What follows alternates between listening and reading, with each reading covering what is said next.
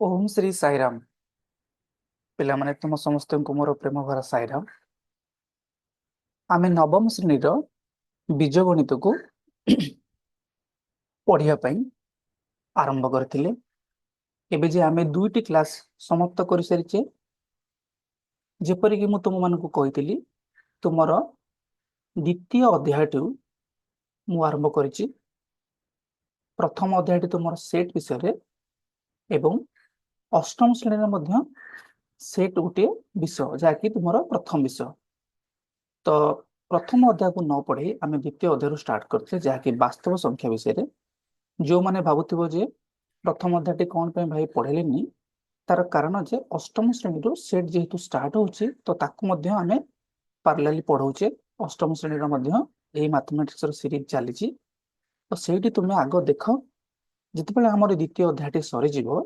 से पुणी थे सेट को जी देख तुमको आहरी सहज लगे बुझापी। तो आम लास्ट दुईटा क्लास रे कौन कौन पढ़ी मत किए कहीपर आम मैंने पिले क्या विषय पढ़ुले वास्तव संख्या विषय पढ़ुले। एबे जाए आम कौन सब पढ़ी आसीचे एबे जाए आम विभिन्न प्रकार जो सेट अच्छी संख्या मान सेट अच्छी तो मान कही गणन संख्या मान सेट है एन। तापर अखंड संख्या मान सेट है मनकर एन डैश बा संप्रसारित स्वाभाविक संख्या बा कहते होल नंबर एवं पूर्ण संख्या मान सेट को कहते जेड बा आई कहते। यही सेट रे थिबा विभिन्न संख्या मानकर बीजगाणितिक धर्म को आमे आलोचना करुले। बीजगाणितिक धर्म माने तुम मन थी मुझे गोटे है संप्रति नियम आउ गोटे कौन कही क्रम विनिमय नियम आउ गोटे सहयोगी नियम तापर कौन पढ़ते मैंने पिले जोगात्मक अभेद तापर पढ़ते जोगात्मक बिलोमी हाँ कि नहीं सेठू पढ़ते कौन कह मत बंटन नियम पढ़ते तापर गुणनात्मक अभेद विषय पढ़ते एवं आमे मध्य देखिथिले जे जोग प्रक्रिया एवं गुणन प्रक्रिया यही माने प्राय ये सब नियम गुड़ी को कौन सिद्ध करती। बेले बेले वियोग प्रक्रिया करिवो बेले बेले करिवोनी से बेले हरण मध्य बेले बेले एइथुर किछि नियम पालन करिवे किंतु सब जाक करिवेनी। तापर हम कौन थे लास्ट क्लास रे जे मौलिक संख्या पढ़िथिले तापर परस्पर मौलिक संख्या पढ़िथिले परस्पर मौलिक संख्या पढ़िथिले एवं यौगिक संख्या पढ़िथिले। मु आशा कर तुम मन रखिच। अच्छा देखिए आउ टे तुम मन रिवाइज कर दिए मत कहल मौलिक संख्या माइना कहले कौन तुम कही गोटे संख्या को आमे सेतेबेले मौलिक संख्या कहवा जितेबेले तार एक ओ से निजे से मनकर गोटे संख्या है एन से निजे ही केवल तार गुणनीयक होइथिबो गुणनीयक हेइथिबो ताको आमे कहबा मौलिक संख्या। एवं ए गुणनीयक जेमति कि मनकर मु कहली एक आ एन ताको आमे कहे उत्पादक कोन उत्पादक जेहेतु ए माने मौलिक संख्या तो यही उत्पादक मान को आमे कौन कहते लास्ट क्लास रे नगण्य उत्पादक नगण्य उत्पादक मन पड़े कि नहीं मनकर पिले मुझे कह 13 गोटे संख्या 13 गुणनीयक किए तार तो 13 को किए केवल विभाज्य कर एक ओ 13 कर तार तो एक ओ से निजे तार गुणनीयक बा तार उत्पादक जेहेतु एक मौलिक संख्या एवं ये उत्पादक गुड़ी को आम कह नगण्य उत्पादक बा इंग्राजी कह नॉन ट्रिवियल फैक्टर्स। यौगिक संख्या क्या कहवा जिते बड़े गोटे संख्यार एक ओ से निजे ताको छाड़ी आहरी मध्य कौन उत्पादक अच्छा तार तो दुई रु अधिक उत्पादक थी से आम कह यौगिक संख्या मन पड़े कि नहीं यौगिक संख्या मनकर 15 गुणनीयक किए बा उत्पादक किए 1 3 5 ओ 15 देख लो 1 आ 15 को छाड़ी आहरी 3 आ 5 भी तार उत्पादक तो यही दुटा उत्पादक को आम कौन कहवा गण्य उत्पादक गण्य उत्पादक बा नॉन सॉरी यहाँ कहवा ट्रिवियल फैक्टर्स नगण्य कहले इंग्राजी रे ट्रिवियल फैक्टर्स गण्य कहले नॉन ट्रिवियल फैक्टर्स। पहले यार अर्थ कौन बुझ ट्रिवियल नॉन ट्रिवियल माने कौन कहलो जेहेतु ଯେତେ ସଂଖ୍ୟା ଅଛନ୍ତି ତାର 1 ଆଉ 13 ମାନେ 1 ଆଉ ସେ ନିଜେ ସବୁବେଳେ ଗୁଣନୀୟକ ହେବେ। ତ ସେଇଥିପାଇଁ ଆକୁ ଆମେ ଗଣେ ନାହିଁ, ତାକୁ ହିସାବକୁ ନିଏ ନାହିଁ, ତ ତାକୁ କହେ ନଗଣ୍ୟ। ଆଉ ବାକି ଯାହା ଉତ୍ପାଦକ ହବ ତାକୁ କହିବା ଆମେ ଗଣ୍ୟ। ବୁଝିହଉଛି କି ନାଇଁ? ଏତିକି। ତାପରେ ପରସ୍ପର ମୌଳିକର ଉଦାହରଣ ଦେଇଥିଲି, ମନେକର ପିଲେ 8 ଗୋଟେ ସଂଖ୍ୟା, 9 ଗୋଟେ ସଂଖ୍ୟା, ଇଏ ଗୋଟେ ଯୌଗିକ ସଂଖ୍ୟା। କଣ ପାଇଁ ନା ୟାର ଗୁଣନୀୟକ ଦେଖ, 1 ୱାଟ ଛଡା ବାକି ଆଉ କିଏ ଅଛି? 2 ଅଛି, 4 ବି ଅଛି। ୟାର ସେମିତି 1 ଆଉ 9 ଛଡା 3 ହବ, ବାସ୍ ଏତିକି ହବ। ତାର ତ ଏଠି କଣ 1 ଆଉ ସେ ସଂଖ୍ୟାକୁ ଛାଡିକି ବାକି ଗୋଟିଏ ଗୋଟିଏ ଉତ୍ପାଦକ ରହୁଛି। ତ ଏମାନେ ପରସ୍ପର କଣ, ଏମାନେ ଗୋଟିଏ ଗୋଟିଏ ଯୌଗିକ ସଂଖ୍ୟା। କିନ୍ତୁ ଏମାନଙ୍କର ଯୋଉ ସବୁ ଉତ୍ପାଦକ ଅଛି ତାଙ୍କ ଭିତରେ ପିଲେ କମନ କିଏ, ସାଧାରଣ କିଏ? ଦେଖ 8 ର ଉତ୍ପାଦକ 1 2 4 8, 9 ର 1 3 9, ଆଙ୍କ ଭିତରେ ଯୋଉ ଉତ୍ପାଦକ ମାନଙ୍କର କମନ କିଏ, ସାଧାରଣ କିଏ? 1। ଯେତେବେଳେ ଦୁଇଟି ସଂଖ୍ୟାର ଯୋଉ ଗୁଣନୀୟକ ଥିବ ବା ଉତ୍ପାଦକ ଥିବ ତାଙ୍କ ଭିତରେ ଯଦି ସବୁବେଳେ ସାଧାରଣ କଣ, ସାଧାରଣ 1 ହଉଥିବ, ସାଧାରଣ ଗୁଣନୀୟକ 1 ହଉଥିବ, ସେତେବେଳେ ଏଇ ଦିଟା ସଂଖ୍ୟାକୁ ଆମେ କହିବା ପରସ୍ପର ମୌଳିକ ସଂଖ୍ୟା। ଏମାନେ ଗୋଟେ ଗୋଟେ ମୌଳିକ ସଂଖ୍ୟା ନୁହନ୍ତି, ଇଏ ଗୋଟେ ଯୌଗିକ, ଇଏ ଗୋଟେ ଯୌଗିକ। କିନ୍ତୁ ଯେହେତୁ ଏମାନଙ୍କର ଯୋଉ କଣ କହିଲ କମନ ଫ୍ୟାକ୍ଟର ବା ସାଧାରଣ ଗୁଣନୀୟକ ବା ସାଧାରଣ ଉତ୍ପାଦକ 1 ହଉଛି, ତାକୁ ଆମେ କହିବା ପରସ୍ପର ମୌଳିକ ସଂଖ୍ୟା। ସେଭଳି ତୁମେ ଆଉ ଗୋଟେ ଉଦାହରଣ ଦିଅ, ମନେକର 9 ଆଉ ମୁଁ କହିବି ମନେକର ପିଲେ ଫର ଏକ୍ସାମ୍ପଲ ଲେଟ୍ ଅସ୍ ସେ 13। ଦେଖ ୟାର କଣ 1 3 9, ୟାର 1 ଆଉ 13, କମନ କିଏ? 1 କମନ, ବାକି ଆଉ କିଛି କମନ ନାହିଁ। ଇଏ ଗୋଟେ ଯୌଗିକ, ଇଏ ଗୋଟେ ମୌଳିକ, କିନ୍ତୁ ମାନେ ପରସ୍ପର ମୌଳିକ। ଏତିକି ପିଲେ ମନେ ରଖିଲ। ତାପରେ କଣ ପଢିଥିଲି ଲାଷ୍ଟ କ୍ଲାସରେ, ୟୁକ୍ଲିଡଙ୍କର ପଦ୍ଧତି ବତେଇଥିଲି। ୟୁକ୍ଲିଡଙ୍କ ପଦ୍ଧତି କଣ କହିଥିଲି? ଯେ ଭାଜ୍ୟ ସମାନେ ଭାଜକ ଗୁଣନ ଭାଗଫଳ ଯୁକ୍ତକ ଭାଗଶେଷ। ଏଇଟା ପଢିଥିଲି କି ନାଇଁ? ମୁଁ ଆଶା କরি ତମେ ଆକୁ ମନେ ରଖିଥିବ। ଆଜି ପିଲେ କଣ କରିବା, ଆଉ କିଛିଟା ଜିନିଷ ପଢିବା, ନୂଆ ଜିନିଷ ଆଜି ପଢିବା ହେଲା। ଦେଖିବା କଣ ନୂଆ ଜିନିଷ ପଢିବା। ପିଲେ ମତେ କହିଲ, ମନେକର ଗୋଟେ ସଂଖ୍ୟା ହଉଛି 6, ଏହାର ଗୁଣନୀୟକ ବା ଉତ୍ପାଦକ କିଏ ହବ ମତେ କହିଲ? ତାର ତ 6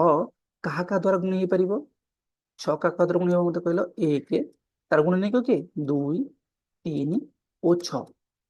ପିଲେ ଦେଖିଲ, ଯେକୌଣସି ଗୋଟେ ସଂଖ୍ୟା ସିଏ ମନେକର 1 ଠାରୁ ବଡ ହେଇଥିବ, 6 ଗୋଟେ ସଂଖ୍ୟା ସେ 1 ଠାରୁ ବଡ, ତ ମତେ କହିଲ ଏଇ ସଂଖ୍ୟାକୁ ମୁଁ ଦିଟା ମୌଳିକ ସଂଖ୍ୟାର ଗୁଣଫଳରେ ପ୍ରକାଶ କରିପାରିବି? 6 କୁ ଦେଖିଲ 2 ଗୁଣନ 3 ଲେଖିପାରିବି କି ନାହିଁ? ସେମିତି ମନେକର ପିଲେ ମୁଁ କହିବି 8 ର ଉତ୍ପାଦକ କିଏ ମତେ କୁହ? 1 ହେଇପାରିବ, 2 ହେଇପାରିବ, 4 ହେଇପାରିବ, 8 ହେଇପାରିବ। ପିଲେ ଦେଖିଆ କହିଲ ମତେ, ମୁଁ 8 କୁ ଏମିତି ଲେଖିପାରିବି 2 ଗୁଣନ 4, ବା 4 କୁ ଲେଖିପାରିବି 2 ଗୁଣନ 2? ତାର ତ ମତେ ଦେଖିଆ କହିଲ 8 ଗୋଟେ ସଂଖ୍ୟା ଯେ କି 1 ଠାରୁ କଣ, 8 ଗୋଟେ ସଂଖ୍ୟା 1 ଠାରୁ ବଡ, 6 ଗୋଟେ ସଂଖ୍ୟା ଯେ କି 1 ରୁ ବଡ। ତାର ତ 1 ରୁ ବଡ ଯେତେ ସଂଖ୍ୟା ତୁମେ ଦେଖିବ, ସେମାନଙ୍କୁ ଆମେ ମୌଳିକ ସଂଖ୍ୟାର ଗୁଣଫଳରେ ପ୍ରକାଶ କରିପାରିବା। ଦେଖ 8 କୁ କଣ କଲି, 2 ଗୁଣନ 2 ଗୁଣନ 2, 2 ମୌଳିକ ସଂଖ୍ୟା, ଏ ବି 2 ମୌଳିକ ସଂଖ୍ୟା, 2 ମୌଳିକ ସଂଖ୍ୟା, ଏଠି 2 ମୌଳିକ ସଂଖ୍ୟା, ଏଠି ମଧ୍ୟ 3 ମୌଳିକ ସଂଖ୍ୟା। ସେମିତି ମନେକର ଆଉ ଗୋଟେ ଉଦାହରଣ ନେଇଥିଲେ, ମନେକର 15 କୁ ମୁଁ ଲେଖିପାରିବି 3 ଗୁଣନ 5। ଦେଖିଲ 3 ଗୋଟେ ମୌଳିକ ସଂଖ୍ୟା, 5 ଗୋଟେ ମୌଳିକ ସଂଖ୍ୟା। ପିଲେ ଏଇଠି ଲକ୍ଷ୍ୟ କଲ, 15 କୁ ଯୋଉ ମୁଁ 3 ଗୁଣନ 5 ଲେଖୁଛି, ଏମିତି ଆଉ କିଛି ଦିଟା ମୌଳିକ ସଂଖ୍ୟା ଅଛି କି ଯାହା ଦ୍ୱାରା ମୁଁ ଏମିତି 15 କୁ ଲେଖିପାରିବି? ନା, ଆଉ ଏମିତି ନାହିଁ। କେବଳ 3 ଆଉ 5 ଏଇଭଳି ଦୁଇଟି ମୌଳିକ ସଂଖ୍ୟା ଯାହାର ଗୁଣଫଳ 15 ହବ। ତମେ କହିବ ଭାଇ 7 ରେ ମୁଁ କେତେ ଗୁଣିଲେ 15 ହବ? ଆଉ କିଛି ସଂଖ୍ୟା ଏମିତି ହେଇପାରିବ କି? 7 ଗୋଟେ ମୌଳିକ ସଂଖ୍ୟା ହେଇପାରିବନି। ତାର ତ ଏଇ ମାନେ ଗୋଟେ ଗୋଟେ କଣ, ମାନେ ୟୁନିକ୍, ମାନେ ୟୁନିକ୍ ଫ୍ୟାକ୍ଟର କଣ, ଏମାନେ କଣ ୟୁନିକ୍, ତାର ତ ଏମାନେ ସ୍ପେଶାଲ। ଏଇ 3 ଆଉ 5 ଛଡା ତମେ ଆଉ କୌଣସି ପ୍ରକାର ଗୁଣନ ସଂଖ୍ୟା ପାଇପାରିବ ନାହିଁ ଯାହାକୁ ତୁମେ ଗୁଣିଲେ 15 ହବ। ଦେଖ ମୌଳିକ ସଂଖ୍ୟା ମୁଁ କହୁଛି, ତମେ ଚାହିଁଲେ ତ ଲେଖିପାରିବ ଏଇଠି ଭାଇ, ମୁଁ କହିପାରିବି 15 ଗୁଣନ 1 15, କିନ୍ତୁ 15 ତ ମୌଳିକ ସଂଖ୍ୟା ନୁହଁ, 1 ବି ମୌଳିକ ସଂଖ୍ୟା ନୁହଁ। ମୁଁ କହିଥିଲି 1 ଗୋଟେ କଣ ବିଶେଷ ସଂଖ୍ୟା, ଏ ମୌଳିକ ନୁହଁ ବା ଯୌଗିକ ନୁହଁ କହିଥିଲି। ଆଚ୍ଛା, ତାର ତ ତମେ ଏଠି କଣ ଜାଣିବାକୁ ପାଉଛ? ତାର ଅର୍ଥ 1 ରୁ ବଡ जे कौन सी संख्या स्वाभाविक संख्या एक रु बड़ मनकर गोटे स्वाभाविक संख्या होची पी पी कौन पी होची गोटे स्वाभाविक संख्या तार तो पी बिलोंग्स टू एन ताले कौन हबो ना मु से स्वाभाविक संख्या को गुड़िए मौलिक संख्यार कौन गुणफल रूपे प्रकाश कर परिबी मनकर गोटे मौलिक संख्या हला एम आ गोटे हला एन आ गोटे हला मनकर क्यू देखो एठी मन रखिबो जे दीटा गणन संख्या हो पारे बा दुई रु अधिक हो पारे किंतु से जो गणन संख्या माने सब बेले कोन हेबे मौलिक हेबे एतिक बेले बुझी होची तो ये जो नियमटा को आमे कहे आको कोन कहे पिले आमे आको कहे फंडामेंटल थियोरम ऑफ अरिथमेटिक बा यूनिक फैक्टराइजेशन थियोरम ए नाटी के मन रखियो तार तार अर्थ ए थियोरम टा कोन कहूची ना एक भिन्न एक को छाड़ी प्रत्येक स्वाभाविक संख्या कहले कोन गणन संख्या अनन्य भाव माने कोन ना केवल ही केवल जेमती 6 6 केवल 2 आउ 3 रो गुणफल हो परिबो कि नहीं मौलिक संख्यार गुणफल रे प्रकाश करा जाई पारे एटा पे बहुत इंपोर्टेंट अर्थ जेकोसी स्वाभाविक संख्या मु नेबी मनकर पिले मुनले 94,860 तुम देखिबो याको केवल 2 3 5 17 31 तार केतरा मौलिक संख्या हला गोटे दीटा तीनटा चारटा चारिटा मौलिक संख्यार गुणफल रूपे मु प्रकाश कर पारली तार तो 2 गोटे 3 गोटे 5 गोटे 17 गोटे 31 गोटे या व्यतीत आउ कोनोसी मौलिक संख्या हेई परिबो नाही प्रथम कथा हला कोन ना आमे एक छड़ा समस्त संख्या को एक को छाड़ी देले बाकी सब संख्या को आमे ए भलिया कोन कहलो उत्पादीकरण करि परिबा कोन उत्पादीकरण करि परिबा उत्पादीकरण अर्थ कोन ना ए भलिया गुणनीयक बा ए भलिया गुणनीयक न कहले कोन करिवो फैक्टर आको तुम इंग्लिश रे पढो कोन फैक्टर दुई गोटे फैक्टर ए भलिया मौलिक संख्यार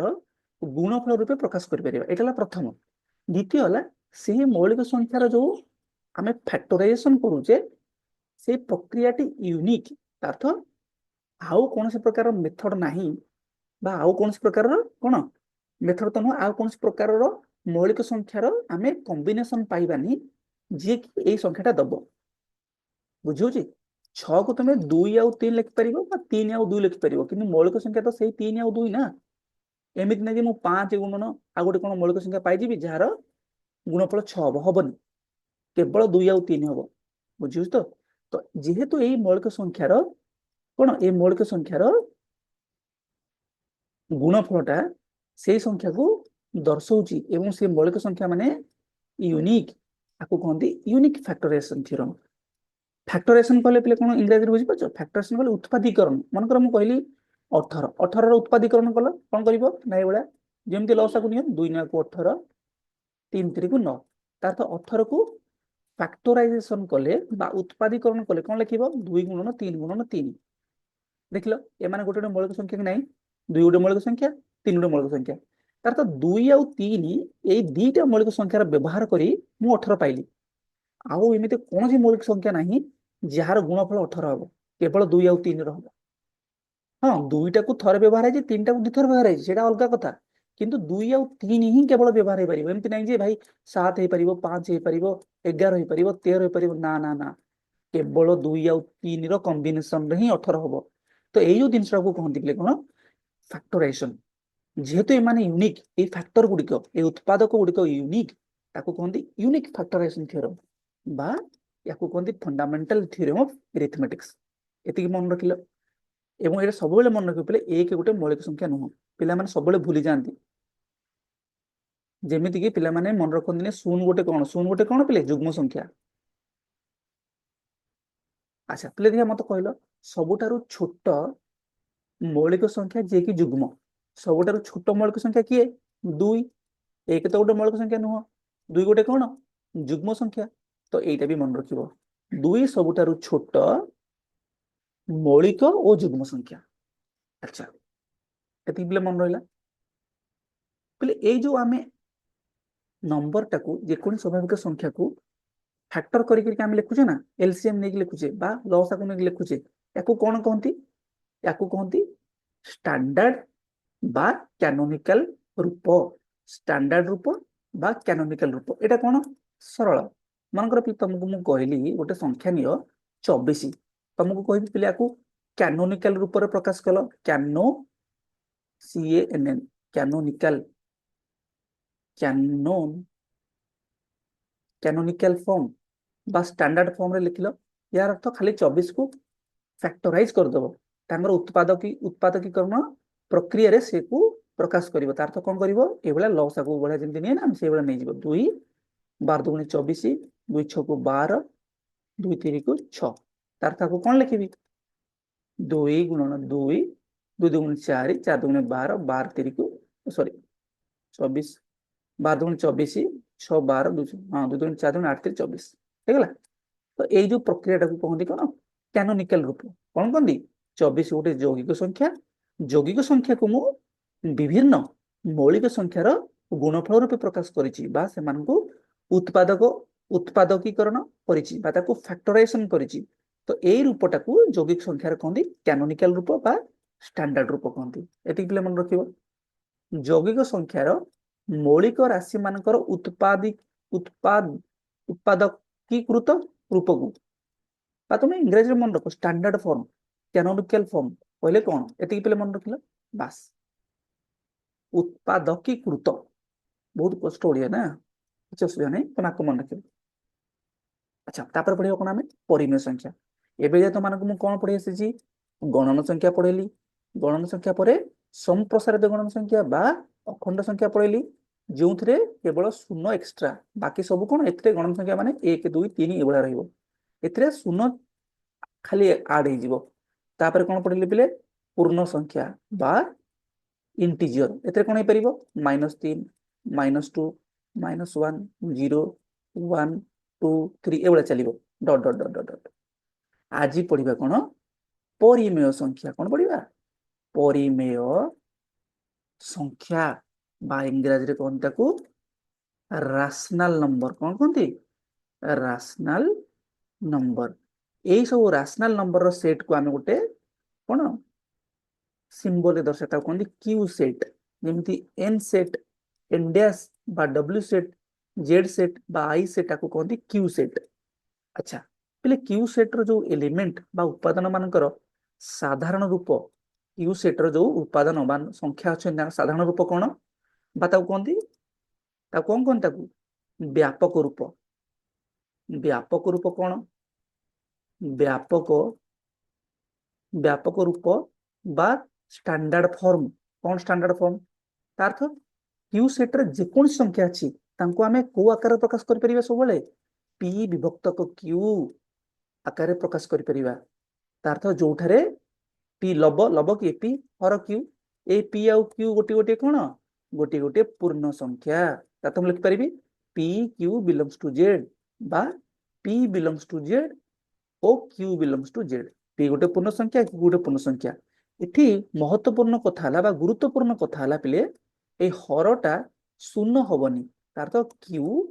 नॉट इक्वल टू 0 एते के मन रखिबो हर शून्य होई गले या कोन जिवो या गोटे प्रकार रो कोन अनडिफाइंड बा अवास्तव होई जिवो बुझि परछ अवास्तव न तो हम कहि परिबा जे आको हम डिफाइन अनिर्दिष्ट होई परिबो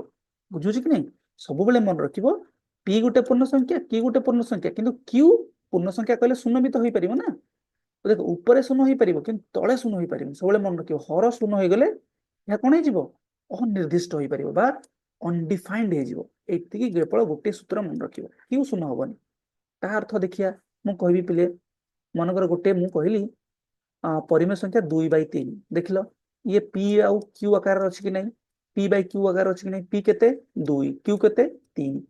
q शून्य न हो कहतिली देखो 3 अछि सेमने कहबी -5/7 ये भी गोटे परिमेय संख्या हो कि नै अच्छा मु मनकर खाली लिखली -5 याको p/q आकार केमि लिखिबो -5/1 हो कि नै बा मनकर लिखली 7 आको p/q आकार केमि लिखिबो 7/1 तो ये भी p/q आकार लिखि गला तार तो सब गणन संख्या गोटे गोटे परिमेय संख्या हाँ कि नहीं मनकर गणन संख्या मुझे कहली 3 ये परिमेय कि नहीं 3/1 आकार लिखला सब अखंड संख्या भी परिमेय संख्या शून्य शून्य को लिखिपारि 0/1 0/15 तार तो ये भी p/q आकार लिखिपारि पूर्ण संख्या मनकर लिखली -3 आपको लिखी -3/1 तार तो सबु गणन संख्या गोटे गोटे पूर्ण संख्या सबु अखंड संख्या गोटे गोटे पूर्ण संख्या सबु पूर्ण संख्या गोटे गोटे कौन परिमेय संख्या तार अर्थ आम लिखिपर बोले N set is a subset of N dash is a subset of Z Z is a subset of Q a subset कौन बोले सेट पद्धति अच्छी अष्टम क्लास सेट पद्धति माने सीरीज चली तुम देखले तुम जापर सबसेट कहले कौन सबसेट कहले किसी नुह तार अर्थ एन सेट सबू उपादान गुड़िक एन डैश भितर रही एन सेट हम यहाँ एन डैश हम भेन डायग्राम आकार प्रकाश कले एमती हम जेड सेट ताटू टिके बड़ जेड रे सबू गणन संख्या अच्छा भर अखंड संख्या अच्छा व्यतीत ऋणात्मक पूर्ण संख्या अच्छा जेड से भाया परिमेय संख्या आउ टिके बड़ हम ए सबू गणन संख्या सब अखंड संख्या सब पूर्ण संख्या व्यतीत पी बाई क्यू आकार जितक संख्या सेतक भी रहा कौन पे परिमेय संख्यार सेट ये पे मन रखिल ये तुम होगला देख यहाँ बही तुम दी एभे आम परिमेय संख्यार विभिन्न प्रकार कौन प्रक्रिया देखा पे मन कर जमी से तुम कही सब कौन नब मनकर एम कहती ना M N belongs to N तो एम गोटे गणन संख्या एन गोटे गणन संख्या से भाया ये कौन करवा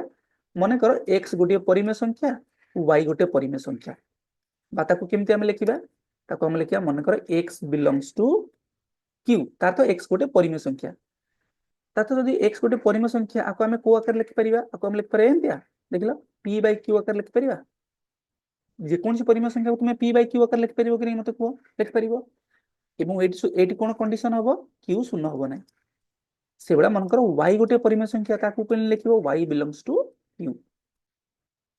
तो वाई को कौन लिखिपर गोटे पी बाई क्यू आकार लिखिपर ये पी बाई क्यू दे दीजिए ना मनकर मुझे लिखी आर बाई एस लब बाई हर आकार लिखिपर ये कौन कंडीशन देवी सूत्र देवी बा शर्त देवी एस शून्य हेनी ये जो हरटी शून्य हेनी सब मन रख एतिक बेले मन रखिल एवं मत कहले जोग प्रक्रिया कहले कौन दुईटा परिमेय संख्या कौन कर मिसेब तार तो एक्स प्लस वाई किए एक्स है पी बाई क्यू वाई के पे आर बाई एस केमी मिसेब भग्नांश मान पे मत कह लस आउ के लस आउ सब गुणीदेव तार तो क्यू गुणन एस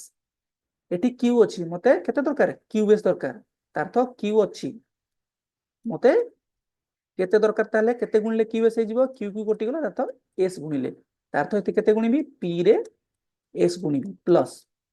एस अच्छी मत क्यू एस दरकार तार तो क्यू एस रे एस को डिवाइड करिवो एस एस कटि गला मत क्यू दरकार आर इंटू क्यू बाको एमती लिखि पारिबी P S plus R Q by Q S देख लो बर्तमान एटा गोटे कौन पूर्ण संख्या ये भी गोटे पूर्ण संख्या तार तो ये माने दी जण जाक गोटे कौन हो पूर्ण संख्या लबर अच्छी पूर्ण संख्या हरर अच्छी देख लो क्यू शून्य नुह एस शून्य नुह तार तो क्यू एस भी शून्य नुह तार तो ये गोटे कौन देखागला मत कहल ये गोटे परिमेय संख्या वाला देखागला कि नहीं हाँ कि नहीं तार तो दीटा परिमेय संख्या को मिसेले आ गोटे परिमेय संख्या हुए बा एक्स प्लस वाई रो जोगफल हम सी गोटे परिमेय संख्या तार तो x plus y belongs to Q तार को नियम पालन कला से संवृत्ति नियम बुझेगा कि बुझे मनकर उदाहरण दे बतेबी एक्स मनकर 2/3 वाई मनकर 1/2 पी बाई क्यू आकार अच्छी देख लो एक्स प्लस वाई को मिसेल के हम 2/3 प्लस 1/2 प्लस आउ के 3 गुणन 2 सब गुणीदेव केवल हर को जहाँ केवल गुणीदेव 3 अच्छी कटिगला के 2 2 गुणन 2 प्लस 2 अच्छी एटी 2 2 कटिगला रहा 3 1 गुणन 3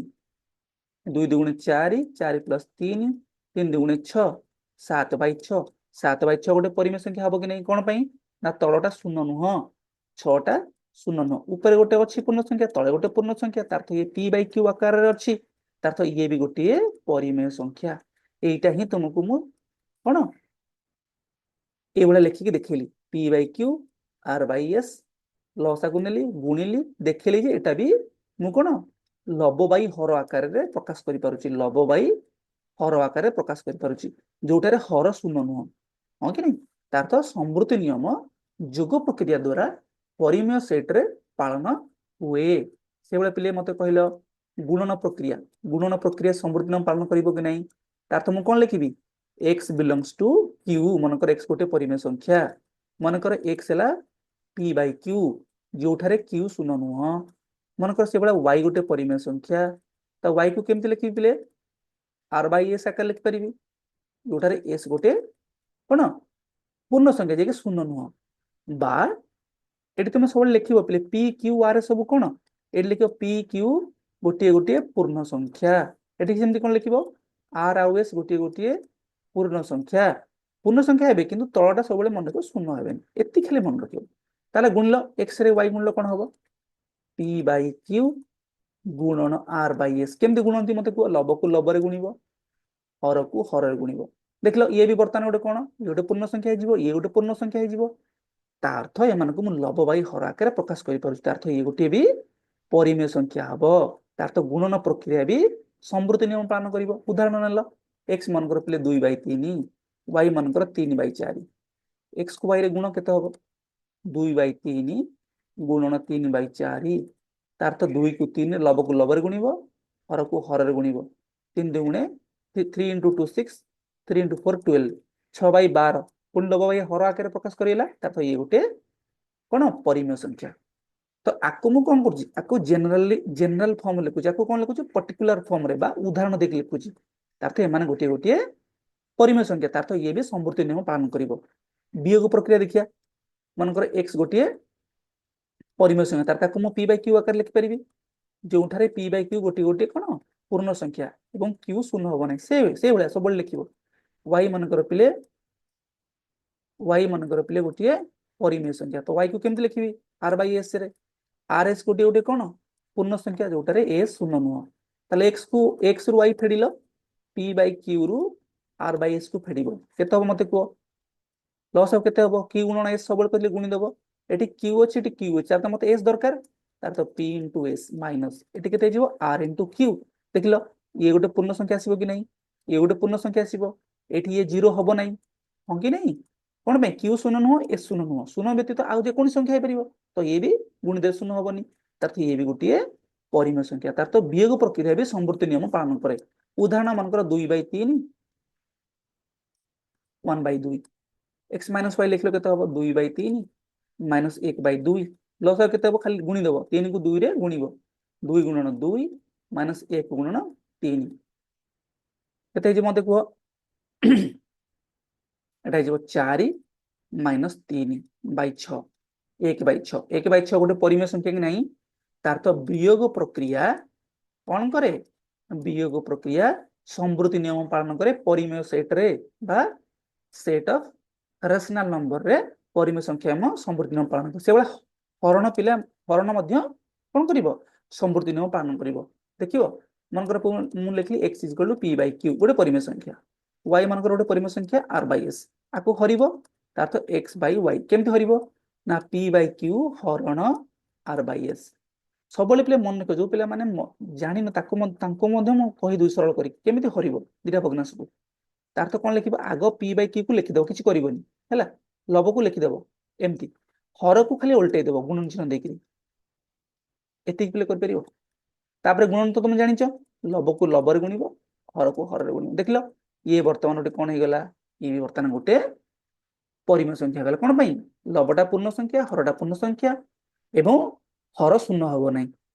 ଆଚ୍ଛା ତାର ତ ଇଏ ବିଲଙ୍ଗସ ଟୁ କ୍ୟୁ ତାର ତ ଇଏ ବି ଗୋଟେ ପରିମେୟ ସଂଖ୍ୟା ଉଦାହରଣ ଦେଲେ ବୁଝିପାରିବ ମନେକର x ଲେଖିଲି 2/3 ଇଏ ଗୋଟେ ପରିମେୟ ସଂଖ୍ୟା କି ନାହିଁ ମତେ କୁହ ମନେକର ଲେଖିଲି 3/4 ଇଏ ବି ଗୋଟେ ପରିମେୟ ସଂଖ୍ୟା ଦିଟା ଯାଙ୍କୁ ହରିବି ତାର ତ x ରେ y କୁ ହରିବି ତାର ତ 2/3 ଏମିତି ଲେଖିପାରିବି ହରଣ 3/4 ମୋ ଇଚ୍ଛା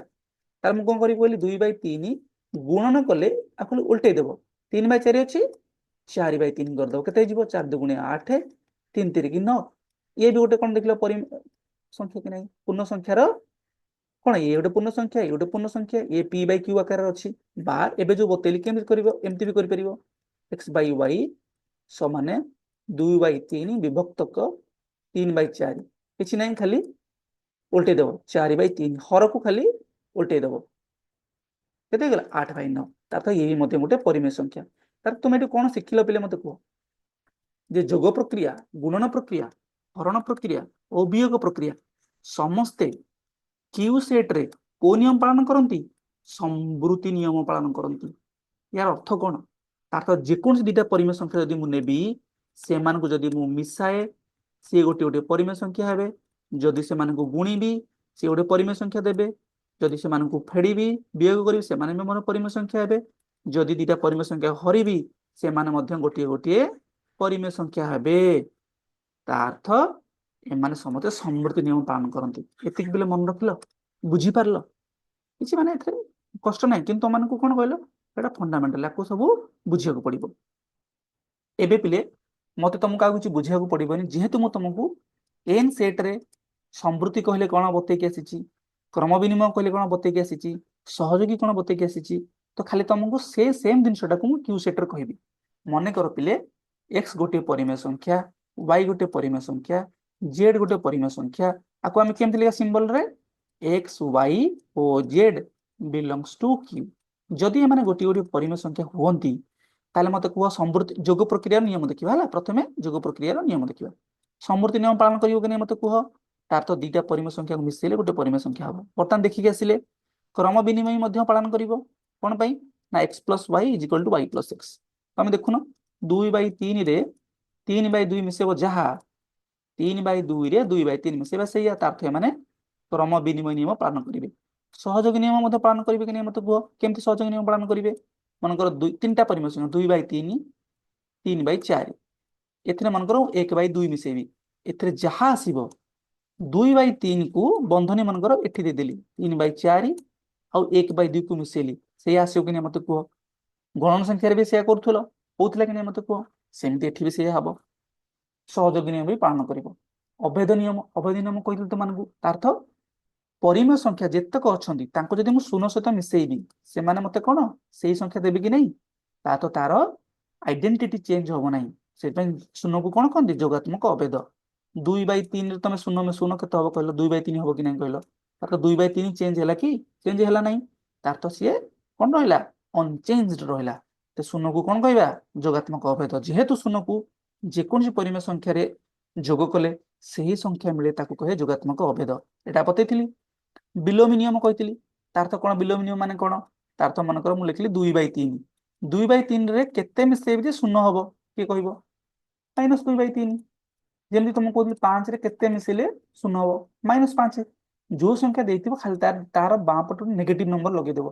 मनकर -2/3 हिच तुम कोन करिवो ओटे नेगेटिव नंबर लगे देबो तार तो -2/3 माइनस माइनस केते हिजबो +2/3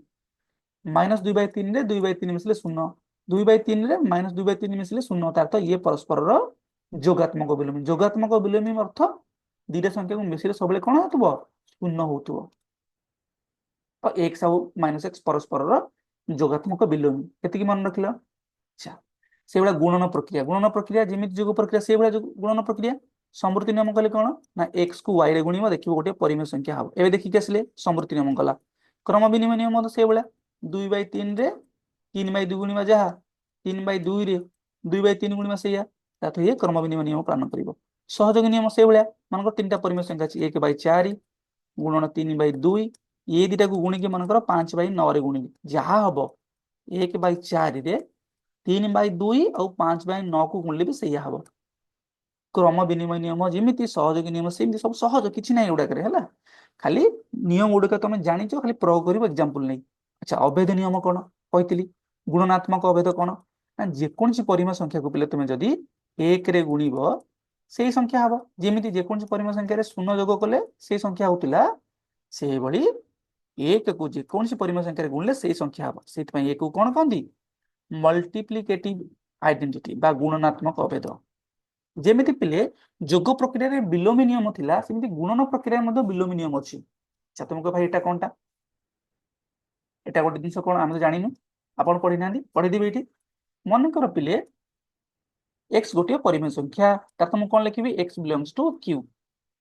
एठी मन रखिबे जे पिले x शून्य नुह शून्य व्यतीत जे कोनसी परिमेय संख्यार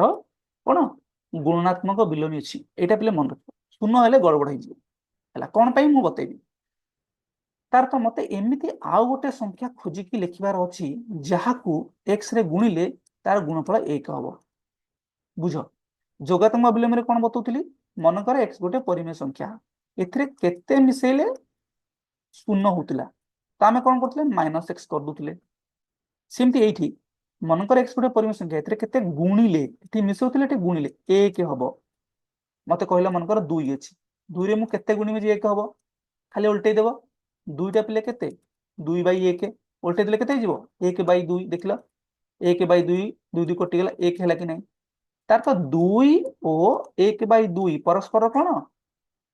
गुणात्मक विलोमी तार तो 2 रो गुणात्मक विलोमी 1/2 1/2 रो गुणात्मक विलोमी 2 बा आपको कहती 2 रो इनवर्स कोन कहती 2 रो इनवर्स किए 1/2 बा 1/2 रो इनवर्स किए 2 एति बिले मन रखिलो आ ताको सिंबल ले किन दियंती सिंबल लिखती x टू द पावर -1 ए बड़ा सिंबल लिखती है तार्थ जदि मनकर मु लिखिली गोटे परिमेय संख्या है मनकर पिले 3/4 ये गोटे परिमेय संख्या कि नहीं कह p/q आकार अच्छी तलटा कौन शून्य नुह अच्छा तो यार मत कह इनवर्स केते हम तार तो 3/4 सिंबल किन देव एमती ब्रैकेट देखि इनवर्स लिखिबो केते हम मत कह यार अर्थ कौन ना 3/4 केते गुणिले 1 हम किछि नै खाली उल्टे देव 3/4 को उल्टे देले केते 4/3 देखलो 4 4 कटि गला 3 3 कटि गला 1 हला कि नहीं तार अर्थ कौन 3/4 रो इनवर्स हला 4/3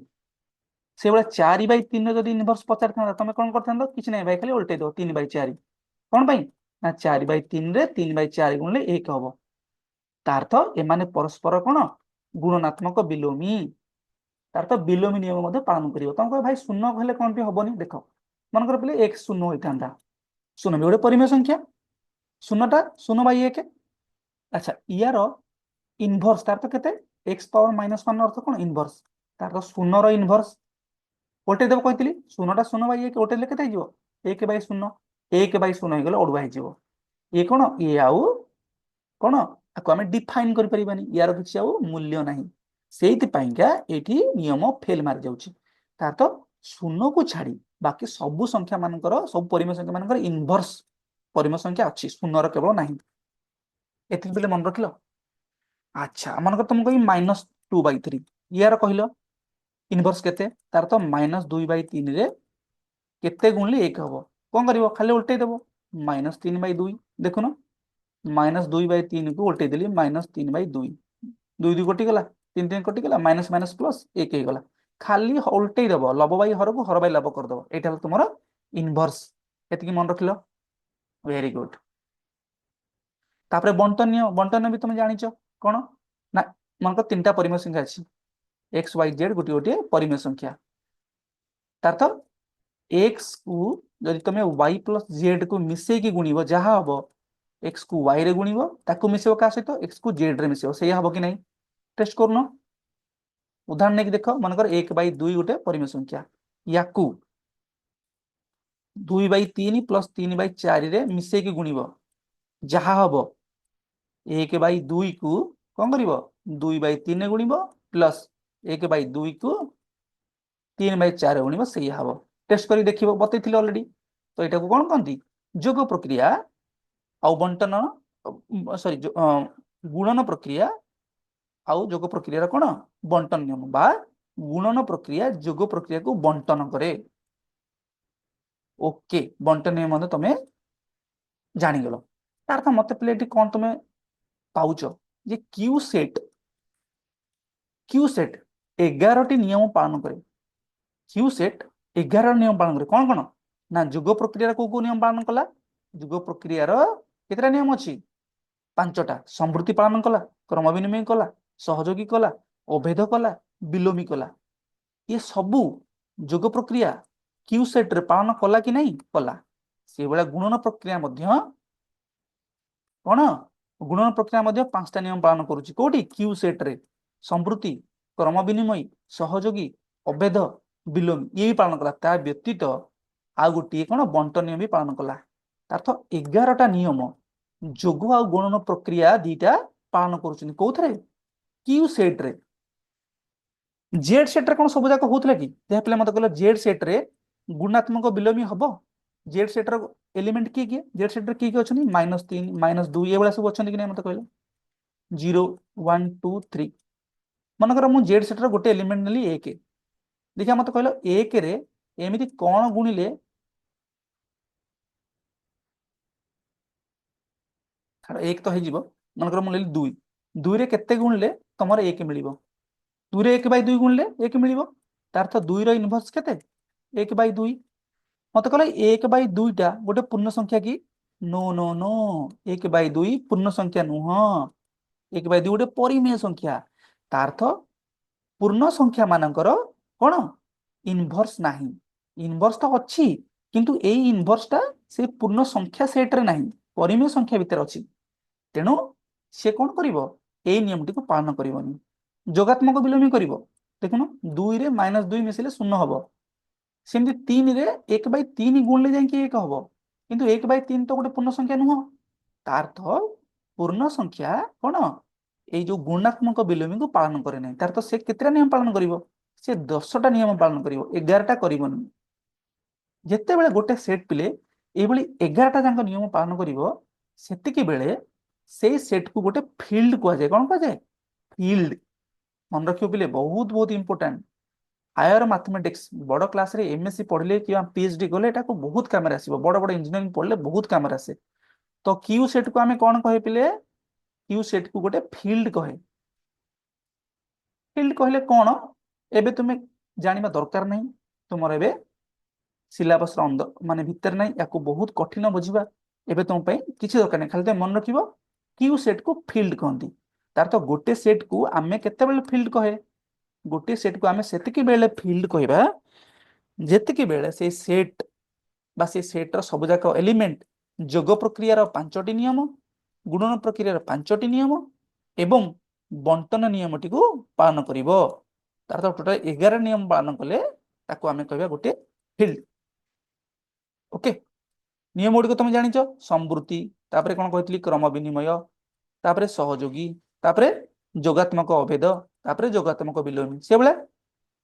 गुणन मत से बेले संवृत्ति क्रम विनिमय सहयोगी गुणात्मक अभेद गुणात्मक विलोमी ता बादे गोटे बंटन नियम गुणन प्रक्रिया और जोग प्रक्रिया रो बंटन नियम जदी जे कोनसी सेट एटी कोन क्यू सेट जेड सेट पालन करूनी तो जेड सेट गोटे फील्ड नुह एन सेट सब पालन करिवनी 11टा जांक नियम किछि किछि नियम पालन करिवो तो एन भी गोटे फील्ड नुह से बला एन डैश मध्ये गोटे फील्ड नुह तार तो फील्ड के फील्ड हैला क्यू क्यू सेट को गोटे फील्ड कहा जाए ओके तो आजिरो क्लास को पिले माने हमें एठी रखिबा मु आशा करूची तुम माने आजिरो क्लास को भलरे बुझी पारिथिबो जदी किछि डाउट थिबो तुमर पिले तुम कमेंट सेक्शन में मते कमेंट करबो जे भाई मु एई जगह रे एई नियमटा को बुझी पालेनी तो आजिरो क्लास को मु एठी रखुची आशा करूची तुम माने मन ध्यान देकी वीडियो को देखिबो बारंबार अभ्यास करिवो एवं तुम सांग साथी मानक मध्य रे याको शेयर करिवो मु तो मानक बारंबार कहि रखुची